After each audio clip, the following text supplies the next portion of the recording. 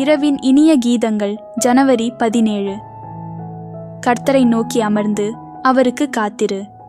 சங்கீதம் 37 அதிகாரம் 7 நம்முடைய பொறுமை சோதிக்கப்படும் பொழுது நாம் சமாதானத்தை வெளிப்படையாக காண்பிக்க கூடாதபடி கோபம் கொள்ளக்கூடாது. நாம் ஏமாற்றம் அடையாமலும் நம்முடைய விசுவாசத்தை இழந்து விடாமலும் இருக்க வேண்டியது அவசியம். நம்முடைய ஜெபத்திற்குரிய பதில் தாமதமாவதனாலேயே நம்முடைய பிதா நம்மை மறந்து விட்டார் என்று எண்ணக்கூடாது. வெளித்தோற்றத்திலே சாந்தமாய் அமைதியாய் காட்சியளிப்பது புதிய சிருஷ்டியின் நிலைமையாகாது. உள்ளத்தில் ஆவியின் கனிகள் வளர்ந்து பெருகினாலொழிய நாம் புதிய சிருஷ்டியாக முடியாது.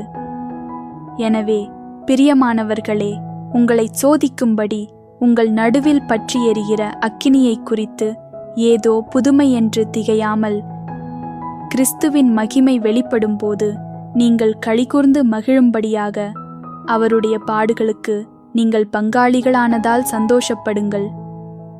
நம்முடைய தலைமயிர் ஒவ்வொன்றையும் எண்ணி வைத்திருக்கும் நம்முடைய பிதா தன் பிள்ளைகளில் மிக இளைத்தவர்களையும் பலவீனர்களையும் அவர்களுடைய சோதனையில் தேவையில் கைவிட மாட்டார். தேவ பாதுகாப்பு எத்தகைய பாசத்துடனும் பரிவுடனும் பரிணமிக்கிறது.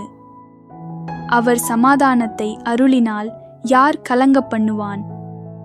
மீண்டும் இந்நாளுக்குரிய வசனம். கர்த்தரை நோக்கி அமர்ந்து அவருக்கு காத்திரு. சங்கீதம் 37 அதிகாரம் 7